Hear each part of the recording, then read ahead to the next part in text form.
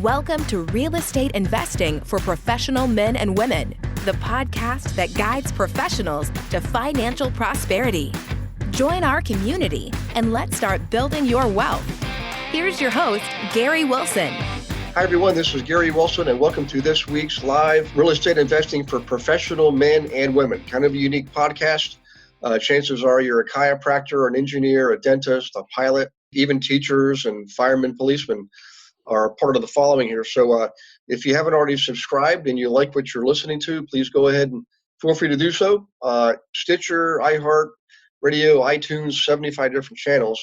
And if you're really interested in what we're doing here, we have this great community. You can go to myinvestmentservices.com. Check it out. Stick your toes in the water. The reason is I've been investing for almost 34 years. For the last 17 years, I've been training agents how to work with us investors. So we've now got thousands of them, over 3,000 in over 700 cities and towns across the U.S. and Canada. So the good news is there's a network out there for us. Okay, you just got to participate. In any case, we do invest honorably and ethically in our areas. We want to make sure it's win-win for the community, for us, the investor, for tenants, or for renting out units, for homeowners, or for flipping properties. The name of the game is we call it prosperity through service. So if that sounds like you, welcome aboard. And we do have a special guest today, a unique subject. It's about, like raising funds from investing. And Devin Elder is in a mastermind group of men called GoBundance. We're fellow GoBundance brothers. There is a men's group and a women's group, so we don't want to discriminate here. Two different groups. And the tagline is, check this out: healthy, wealthy, generous men who seek to lead epic lives. That's what we're all about. And it's fun for me to do this with guys I know, because usually it's people I really don't know. I just seek them out and introduce them based on their history and what they're doing. So Devin's a spot-on candidate. You'll see in the background, he's got some projects up on the board there. So first thing, Devin, I just want to say hi and thank you for taking your time out of your day to share your wisdom with the group that we're creating here. Thanks for doing this. Yeah, Gary, my pleasure. Thanks for having me on. Yeah. Hey, if you wouldn't mind, some people in Texas probably know who you are, maybe in other areas too. But for those who don't, would you mind just hey, this is what I'm all about. This is who I am, because it'll bring some context to what it is you're doing, and people to resonate, I think, more people than you, a little bit more about yourself personally.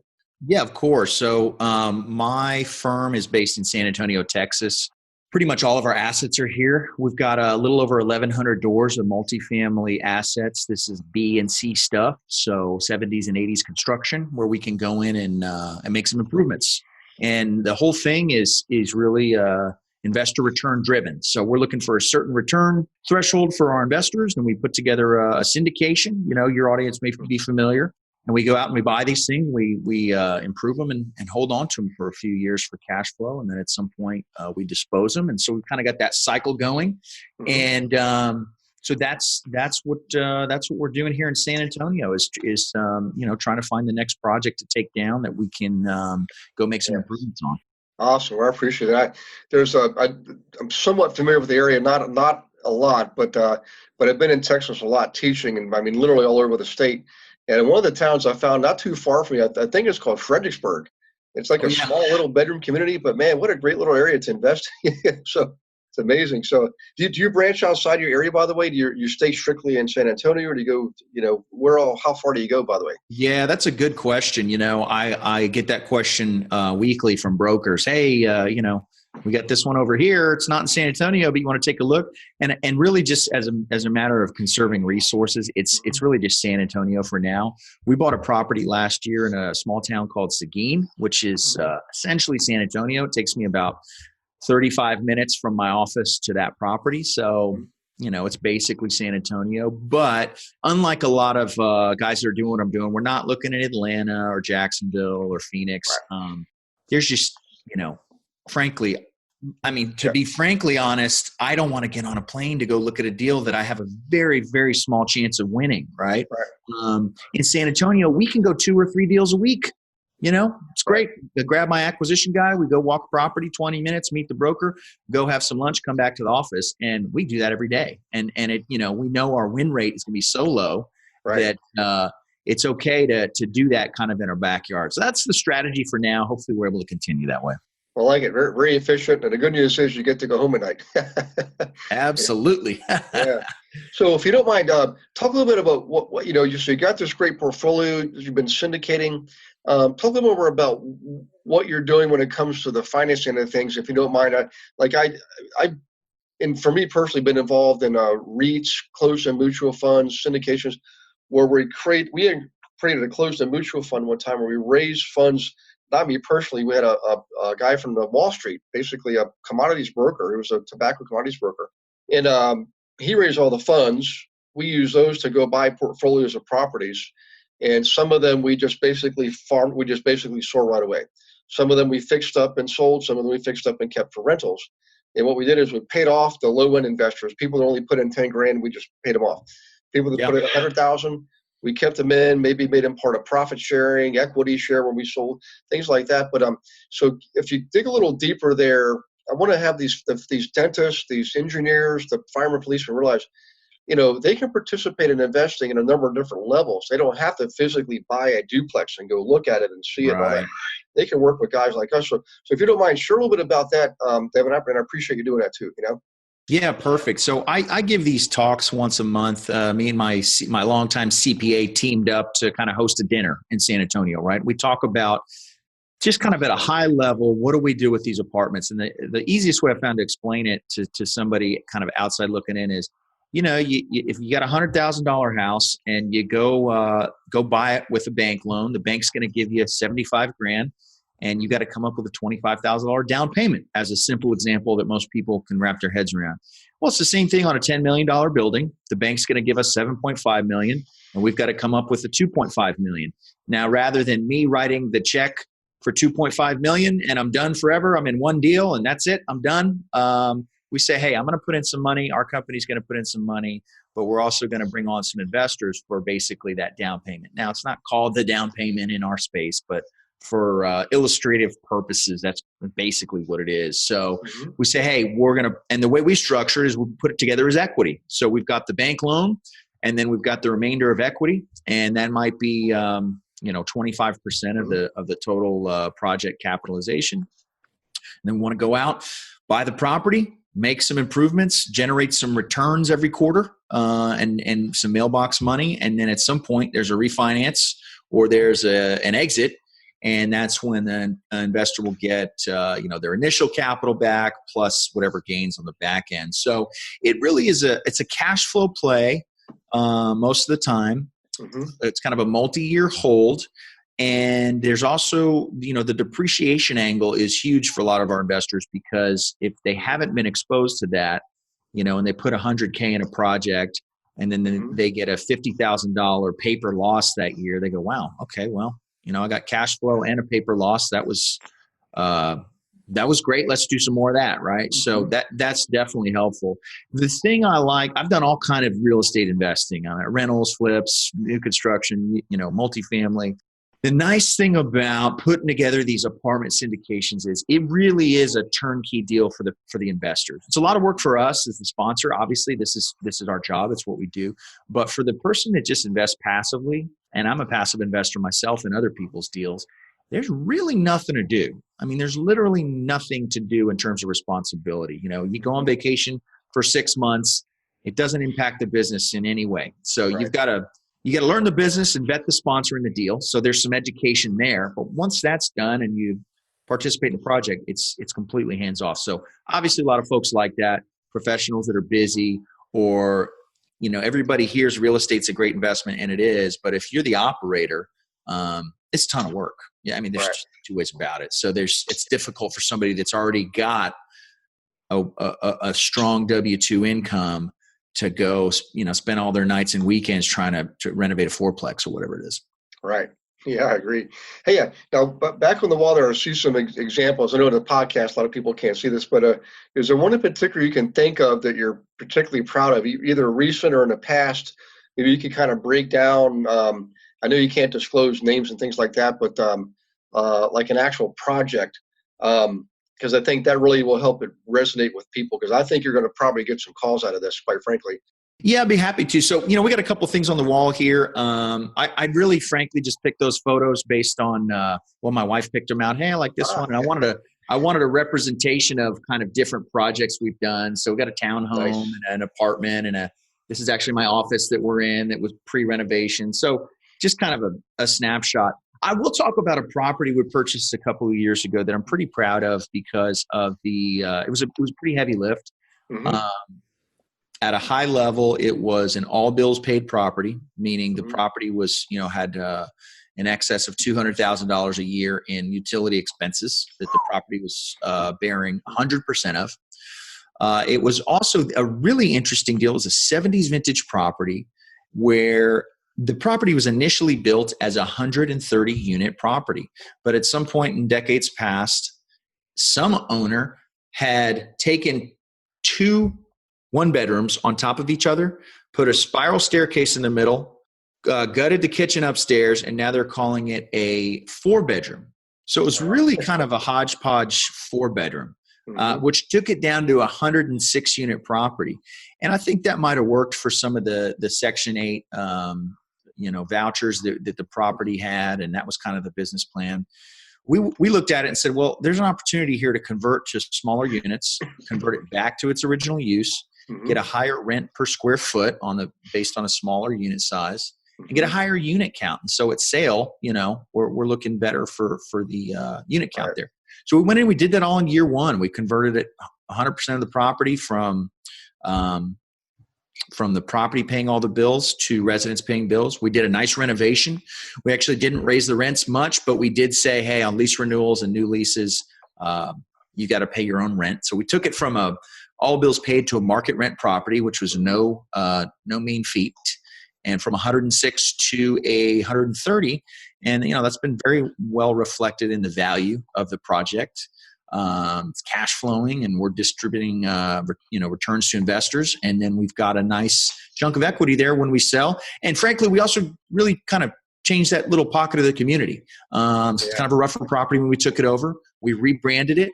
We spent the money, redid the office, rebranded, painted the doors and redid the laundry rooms and, implemented some security measures. And so for some folks, that's not going to work, right? They weren't paying the bills or whatever. They had a, certain criminal past, they couldn't stay. But for the overwhelming majority of folks, it's such a welcome change for an entire community. You're talking about 5 acres here of San Antonio where a lot of people live and raise their kids. And so it's always neat and kind of special to see the comments from residents that go, wow, you guys are really turning this place around.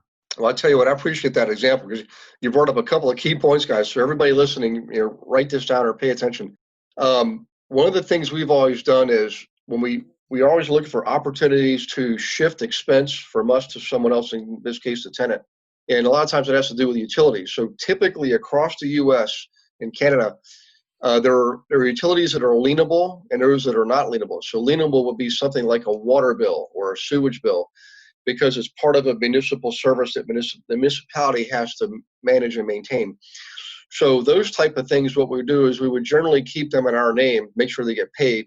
And if it was a single family home, we would then invoice the tenant to reimburse us for that utility.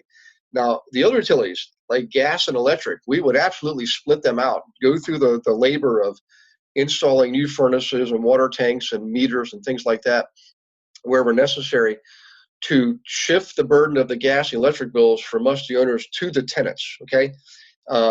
And I promise you, we'll make a lot more money. It's going to be, to us, it's an investment. It wasn't expensive, it was an investment. That was one thing you mentioned. You also changed the character of the building, not just physically, but number one, it was going back to where it was. That makes it easy on you because you don't have to worry about how creative how can we do this. The fact is, it was already two units versus 1 4-bedroom unit. You just simply, imagine the labor there was labor involved, obviously, but you change the character physically and you change the character demographically. So the old motto is this: good properties, good tenants; crappy properties, crappy tenants. And man, you got to play the new sheriffs in town sometimes, guys. And Devin, that's exactly what you did. So I appreciate you sharing an example because you've got to show the community and show the other tenants, by the way, that you are a good landlord. You're providing a good service and a good property, and in return, you expect them to be good tenants. So you take the worst, most offending tenant you have, and make them the poster child. Get rid of them and then work your way down a ladder. That's what we did. And it really can turn the corner very quickly if you approach it that way. So that's a great example. Like 3 major things you cover there. Change of character, value add, and shifting expenses. I mean, that's like a home run, So kudos to you on that one. Yeah. Now, when you're raising funds, are you going to people that you already know, or sort of like people that are listening, if they want to participate with you, are they able to, or what's that look like to you? Do they contact you and you say, okay, here's the disclosure, so if you don't mind, paint a little picture there for people that don't know what the mechanics of this is, Yeah, sure. So we've got a pretty simple process set up, but we do have to have that relationship, and I'll touch on that in a minute. Mm-hmm. But basically, people can go to the website. Our company website is djetexas.com. There's a sign up for a kind of a free report. And then as soon as they sign up for that, there's a thank you page that says, hey, there's a video of me kind of explaining what to expect. And there's my calendar right there. And I say, hey, let's chat for 15 minutes. So really easy process for folks that we don't have a relationship to kind of get to know us. And then that's very important for the SEC because we're bound by SEC regulations on these deals. We're doing what's called the 506B exemption, which fancy terms, but it just means we can't broadcast deals. So we get a deal under contract, we go through our inspections, and once we get about a week or 2 into contract, we say, okay, this is a real deal. We're going to buy it. We got our numbers dialed in. We'll put together a package for investors. Mm-hmm. And then at that point, the package goes out to anybody that we already have the relationship with. I can't go blast that out on Facebook or do different things like that. So it really is a kind of a relationship-based thing. And the SEC says that there's got to be a pre-existing substantive relationship. They don't define it much beyond that. But we say, hey, if somebody's tagged in our system that we had a call and then we exchange some emails and we talk about some investment strategies, and then 3 months later we've got a project, absolutely take a look at it. Okay, well, that's cool. I appreciate that. Hey, while you're listening, just a quick note that we do have the venue secured for our next 3-day event. That is in August 23rd, 24th, 25th. That's a Friday, Saturday, and half a Sunday up in Boston, Massachusetts. Awesome time of year to be there. It's going to be at the Hyatt Regency in Cambridge. That's 575 Memorial Drive, Cambridge, 02157. Now, we're going to put this in the show notes. So those of you who would like to register, just look in the show notes for the registration link, and you can go ahead and register. In any case, I look forward to seeing you there. Come get some lobster. Come see a Sox game. It's the weekend before Memorial Day, so why don't you make a trip of it and go out to the Cape Cod, Nantucket, Martha's Vineyard. Man, go to Old Orchard Beach, Maine. But the main thing is come to learn and earn and network with everyone else in the organization here. We're only doing this twice this year as far as we know. So here's your opportunity. Come on aboard, ramp up your game, get in the game if you're not in the game yet. But more importantly, have some fun, learn how to leverage what you're already doing to generate additional streams of income, particularly when it comes to your practice and your own investing in real estate. Okay, back to the show. Take care. We talked a little bit about proximity, geography, where you are, which of course is San Antonio. And the good news about staying there and doing your business, not only is it more efficient for you, but you kind of master the area. Like you probably know by now, I mean, this is what happened with me over years. You actually get to know individual properties. You go by, property could pop up 10 years later. So, I actually used to own that, or I saw that one day. So you have really in-depth familiarity with the area, and that's huge for people coming in from outside the area who do want to invest in the San Antonio area. If you wouldn't mind the timing. So I don't know how old you are, but I started investing. My first one was January 1986. Yeah. And you all remember the Tax Reform Act of 86 kicked in, and then the big crash in 87. So I've been through probably 4 pretty good cycles, maybe 6 altogether, but 4 pretty good ones, and one really big one, of course, 2007 through 11. But how is that, if you could talk about your experience relative to the market being up, market being down, and Sure. Have you changed your strategies over the years, and what have you learned related to that? Because I think right now, guys, I'm not a genius or any kind of seer of the future, but I've been through enough cycles. I'm pretty sure we're going to start to see we've started seeing some signs of a correction, but the market can still go up for a bit. I just think we're getting close to that beginning of the next round. That's my personal opinion. But historically, if you wouldn't mind share your experience relative to that, Devin, that'd be awesome. Yeah, sure. So, I tend to agree. Nobody's got a crystal ball. Just in the sheer length of this expansion, everybody's going, well, it's got to be around the corner, right? This is kind of an unprecedented deal. At the same time, we've had the amount of quantitative easing is also unprecedented. So I think we're kind of in this Frankenstein economy. And the way we underwrite moving forward is, hey, we just need to stress test this thing. We need to put debt with maturity dates that we're comfortable with. We need to not over leverage, and we need to make sure there's value add there, that we're not just buying and hoping for appreciation. So I started investing in 2012, which was kind of coming out of that '08 cycle. Mm-hmm. I did get motivated to get into real estate in 2008 when I lost half of my retirement portfolio, which at the time, we're not talking billions of dollars or anything, but when you lose half of anything, it's not pleasant. And it kind of jarred me. Obviously, jarred a lot of other people a lot worse, but it jarred me at that point in kind of my corporate career to say, there's got to be something else I can start to pursue to build wealth here that is not solely just kind of at the mercy of the market. So that got me into real estate. So we've seen a ton of appreciation since then, both in the single family space, which we are very active in, and the multifamily space as well. And so it's extremely hard now to find deals that pencil. We talked about before hitting record here, how many deals we have to look at, right? How many deals we need to underwrite, and they just, we just kind of, it's a foregone conclusion that it's really probably not going to work out, but we'll look at all of them in our market and we'll underwrite them and tour them, and we'll make offers. And a couple of times a year, one will make sense, but most of the time it's just not going to make sense because we've got our underwriting that says we've got to have these pockets and these safety mechanisms built in. If it doesn't hit that, then we can't pursue it.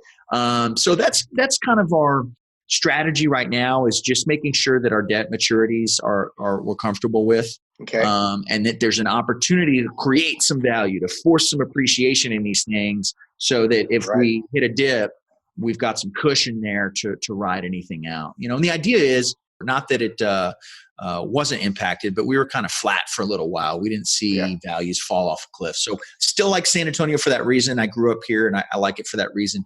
But we need to be able to be in a situation with our debt and our equity to hunker down if 2008 happens again, and just say, hey, we're going to hang on to this property and we're just going to cash flow it. And maybe our cash flow gets dinged a little bit and it doesn't go down if there's some sort of calamity, but at least we've stress tested it. We know our break-even occupancies can support a big dip. And, we'll be able to just batten down the hatches and hang on. And we don't want to do that, but we're not in a position really on any projects where we're too exposed and we're just going to get killed on it. Right. Right. Well, there's always different extra strategies too. I mean, I know if people were flipping like crazy back before the last recession, and a lot of people that lost their shirts were pushing the flipping too far into the beginning of that recession. But what we're trying to tell people is, look, number one, like you said, don't be too highly leveraged. I mean, make sure, if you had a bad day the next day, you get hit by a bus or something or whatever, you can still stay afloat. But what we tell people is that there's multiple strategies. If you can live without having that massive influx of cash right away, you can lock into some lease options on your extra strategies. You could offer options to people to buy your house at a future date, lock it into the day's price, gives them time to get their financing in order, and you get to lock into the current price. So it's just sometimes hard to think of those things when you're under stress, But if you just maintain your ratios, you'll be able to entertain these alternative extra strategies. And you'll find a lot of investors. We're always investing. It's just different markets dictate different strategies.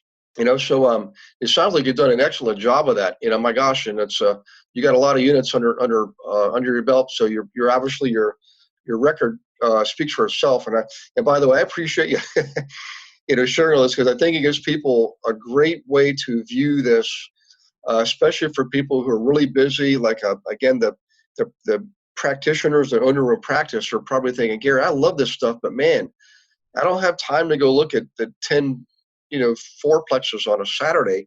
When here's an alternative for them, they can participate in some great investing strategy and history with you, just by making the resources available, and you've got the track record to show for it. So, hey, if you wouldn't mind, we're kind of getting closer. I want to have you, if you would share a little bit about your why. And I know it's kind of like a rhetorical question, but the thing is, it's so important, man.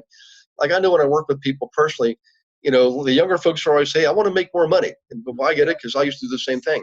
Then people like in their late 30s start realizing, early 40s, gee, I really need to feel free. I want my freedom. So you share that money into freedom. And then you get to be my age in your 50s, you're like, man, I really want to be with my family, relationships, experiences, So teaching is experience. So if you could share your why behind your why, because I want people to listen, because a lot of times they'll find some of themselves in your story and help them attach their actions to their whys. And that to me, at the end of the day, honestly, Devin, I found out that's really one of the keys to success. You and I can teach people how to invest, but if it's connected with something they're really passionate about, like helping an elderly parent who's struggling at the end of their life, or a child who's going through, some kind of chronic illness or something like that, even something philanthropic. Maybe you have a penchant or a passion in your heart for homeless people. When you can take what you're doing and combine that success with contribution, that's where the fulfillment comes from. That's really where the question's coming from, Devin. If you don't mind, I know I'm asking a deep question, but you could probably help a lot of people. Yeah, no, that's such a great question, Gary, and such an important component. I think people's why is, I don't know, if you look at a pie chart of why somebody's successful, the why is a big piece of it. I don't know how big. Mine's kind of two parts. One was just, real frankly, just growing up poor, and when I was homeschooled until sixth grade. And at sixth grade, I started going to, the most wealthy public school in the city.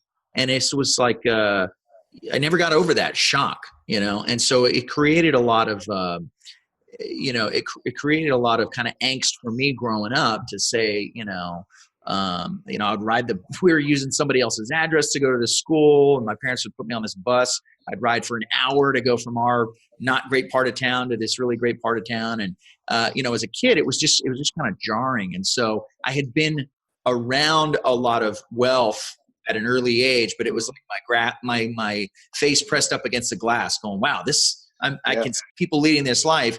And then I get back on the bus and go back to my life. And it created a lot of motivation for me to figure out how to build substantial wealth in one generation, which I think is a challenging thing to do. Right. So that was kind of my initial motivation to get into it. And it really saw me through a lot of challenges. Because I at some point I just made the decision after being in the corporate world that I was not going to get, some sort of lucky break on an IPO or there's no lottery ticket waiting for me. And I've always worked hard. I've always had 2 jobs and stuff, but I started to realize kind of in my late 20s that, okay, there's nothing that's going to happen for me. I need to go out and make it happen. And so real estate was the vehicle for that. Interestingly enough, after doing this a number of years, my why now, I have a family. I've been married 11 years. I've got 3 kids. Obviously I need to provide for them. And we have an incredible lifestyle that is a big motivator for me because, we love our life and we want to continue living the way we do. But another thing that's happened for me in the last couple of years is, as I've started to bring on kind of team members and a lot of investors, is 2 things. There's a real opportunity for my investors here. I get all kinds of really nice notes all the time thanking me for putting together the opportunity. And that's incredibly rewarding in a way that I don't think if I were to just go out and buy a building myself with no partners, I wouldn't get that, right? So there's that piece of satisfaction from helping people achieve their financial goals. And then there's also this piece that's very satisfying for me, having some of the younger team members around me, the really young guys and gals, sharp people, to say, hey, there's an incredible opportunity. If you watch and learn here, I want to start to step out of this business more as I get older and give away pieces of it and give away equity and responsibility. And so there's a tremendous opportunity, I guess, kind of coaching some of the younger people in my circle or that maybe work for my organization. So that's my why today I'm a certain way down the road, and lots of people have helped me that are ahead of me, and there's lots of people behind me that I can help along, and I'm just kind of a link in a chain. And that's I think that's the way it's supposed to be, and it's very rewarding. Yes. So for like the scouts, that's how the scouts are set up. I'm still a scout master myself for years. Nice. Okay. And Yeah. my son's now 26 years old, but we still do stuff. And it's based on faith. Like you get to your Eagle project, you're relying on people behind you to help you with the Eagle project, but you're not going to be around when they do their Eagle project. But you were around when you help somebody else do their Eagle project. So, by the way, you and I got a lot in common, Devin. I look forward to seeing you next time, whether it's the winter retreat or whatever it is, because I also grew up. I mean, when I was a kid, Goodwill closed, school lunch program. We lived so far out in the boonies. Our main road was a dirt road. But where I went to high school, I was able to hang around guys whose parents were some of the Washington D.C. elite and in airline pilots back when airline pilots made good money and things like that. And I had that vision. I could see, wait a second, we had the same number of bones, same number of muscles, same size brain. And, I was smart enough. I just didn't have the framework that they had. And like you said, I knew when I grew up, I wasn't going to be handed an opportunity. I realized I had to create the opportunity, and you've done the same thing, man. So I really accommodate you, commend you for that. And I appreciate you sharing your life's experience, because for people that want to get to that next level, a lot of times, guys, you got to create the opportunity just to roll up your sleeves and do it. And I promise you'll always have that connection with your past, and maybe have that passion to want to help others do the same thing. So that's why I like doing this stuff. I love teaching. I love the podcast. It gives you and I opportunities to do this. So by the way, I appreciate you sharing everything you just shared.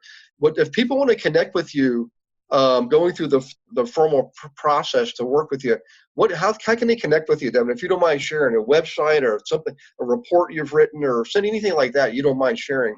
Yeah, of course. So we do have a lot of content. I've got a podcast. We post a lot of stuff about our projects, social media. If you Google the company name and the company's DJE Texas Management Group, if you Google DJE Texas, you're going to find us. The website's djetexas.com. Delta Juliet Echo Texas.com.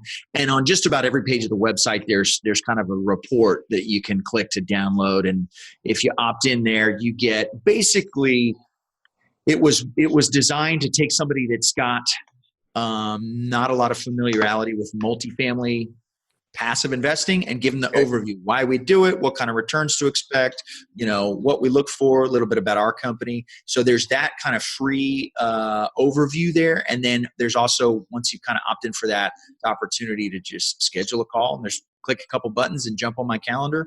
And I have calls every week with folks that are, interested, they want to learn more. And then, that's kind of it. So we've got a lot of we're super content focused, putting a lot of stuff out there that's education based for investors. Well, that's pretty awesome. And I think I speak for a lot of people when I say thanks again for sharing your time and your experience. And if you're ever looking for somebody to be on your podcast, I'd love to do it. You got a flavor for it today with the group I explained.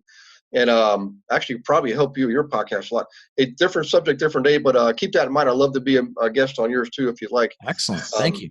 What we'll do is, for everybody listening, by the way, thank you for participating. Hope you got a lot out of this. I'm sure you can see Devin's a pretty good dude and got a lot of success under his belt. So pay attention, take notes, and reach out to Devin when you get a chance. In the meantime, God bless you and your families. Thanks for listening to this episode of Real Estate Investing for Professional Men and Women.